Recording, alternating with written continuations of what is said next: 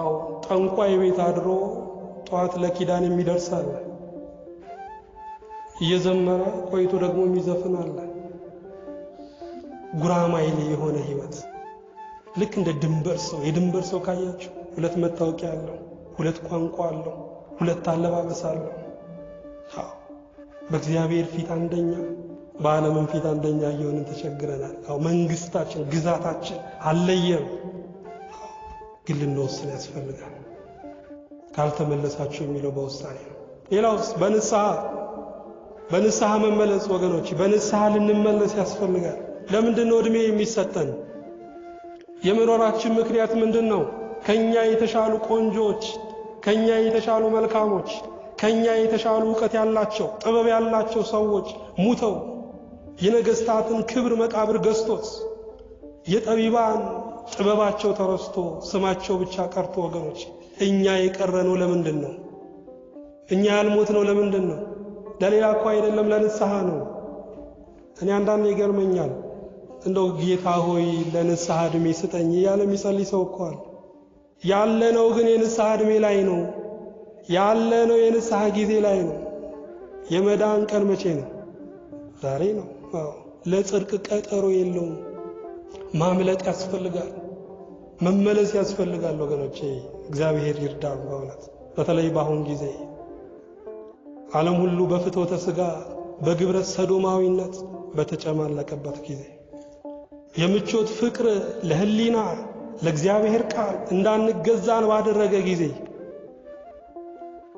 ተስፋ መቁረጥ በዙፋኑ ላይ ተቀምጦ ዓለሙን በሚገዛበት ጊዜ ሰይጣንም ነፍሳትን ለማጥመድ ወጥመድን በዘረጋበት ጊዜ በዚህ በሚያሰጋ በዚህ በሚያስፈራ ጊዜ ለክርስቲያን መፍትሄው ምንድነው? ካለ ንስሐ ነው። መጽሐፍ ቅዱስ ምን ይላል?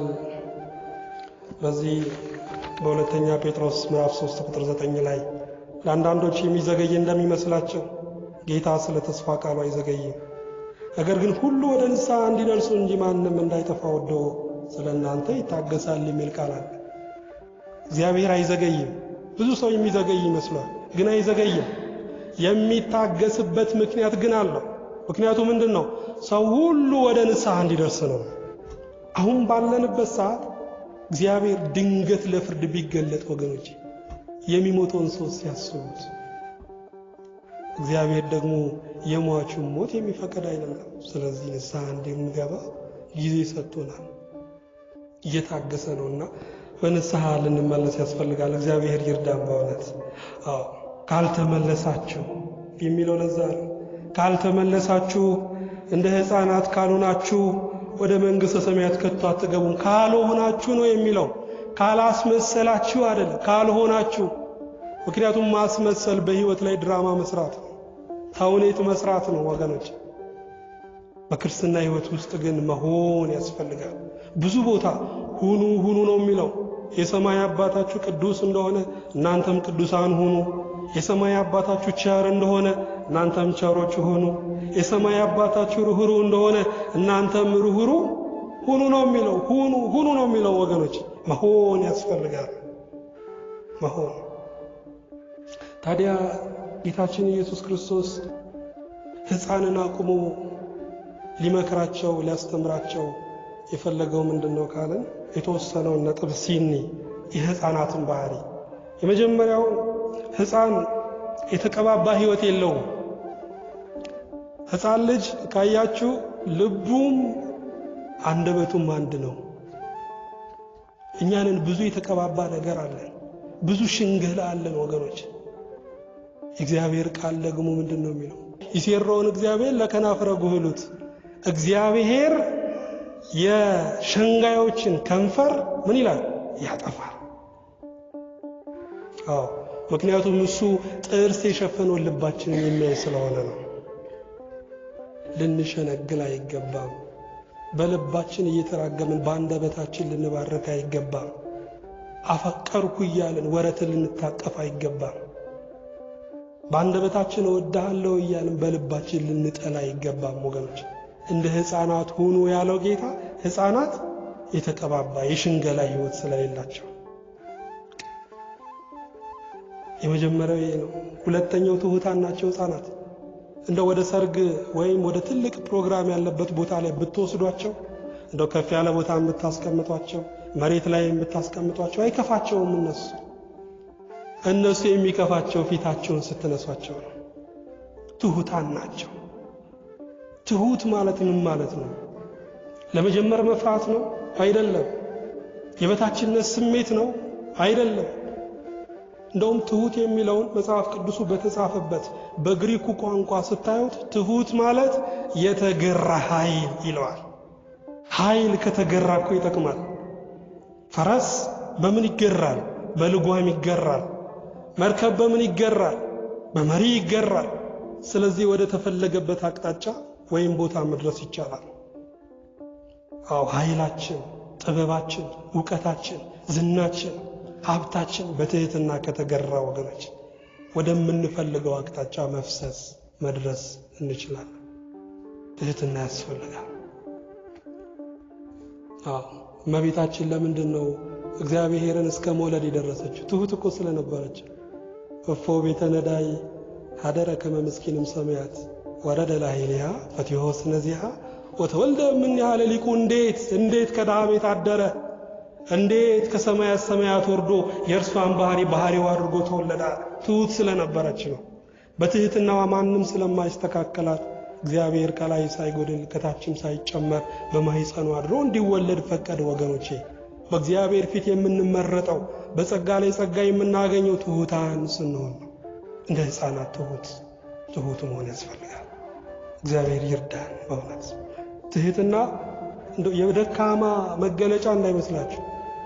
ስለ ሙሴ መጽሐፍ ቅዱስ ምንድን ነው የሚለው? በምድር ላይ እንደ ሙሴ ትሁት የሆነ ማንም የለም ይላል። ኦሪት ዘኍልቍ ምዕራፍ 12 ቁጥር 3 ላይ ጌታችን ምን ብሏል? እኔ የዋህ በልቤ ትሁት ነኝ ብሏል። ግን ደካሞች አልነበሩ። ሙሴም አሜሌቃውያንን ያስጨነቀ ፈርዖንና ሰራዊቱን ያስጨነቀ ኃያል ሰው ነበረ ሙሴም። ጌታችንም ትሁት ቢሆንም ግን ደካማ አይደለም። የሰማይና የምድር ንጉሥ ነው። ስለዚህ ትህትና የደካማነት መገለጫ አይደለም፣ እንደውም የኃይል የብርታት መገለጫ ነው ወገኖቼ። ትህትና ትልቅ መንፈሳዊ ውበት ነው። ትህትና ትልቅ መንፈሳዊ ጌጥ ነው። የጽድቅ ሥራችንን ከዲያብሎስ ቅናት፣ ከዲያብሎስ ተንኮል የሚሸፍንልን መንፈሳዊ ሽፋን ነው ትህትና ወገኖች። ትሁት ያድርገን መድኃኔዓለም። አሁንም ሁለተኛው እሱ ነው። ሶስተኛው ሕፃናት አማኝ ናቸው። እንደው ለልጆቻችሁ ልጄ በኋላ ስመጣ አውሮፕላን እገዛልሃለሁ፣ ይሄ በከተማ የሚዘዋወረውን ባቡር እገዛልሃለሁ ብትሉት ያምናል። ያለ ምንም ቀብድ ነው የሚያምን ወገኖች።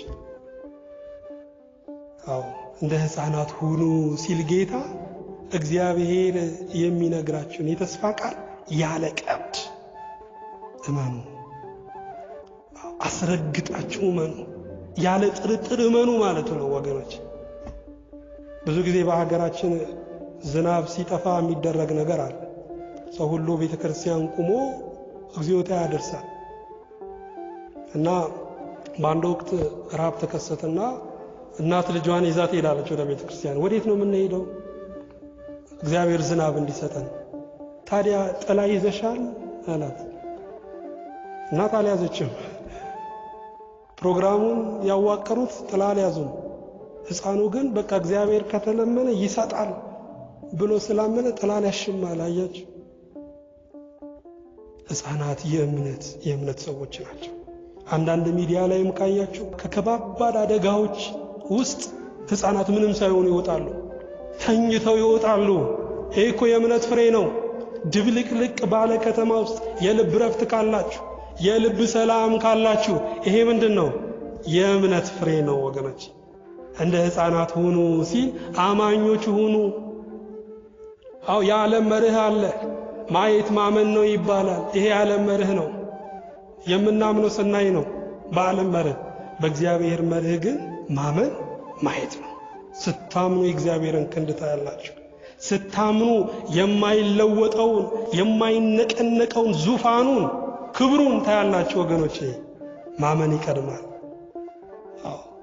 ይሄ ሌላው የሕፃናት መገለጫ ነው። ሌላው ሕፃናት ይቅር ባይ ናቸው። ይቅር ባይ ናቸው። ይጣላሉ፣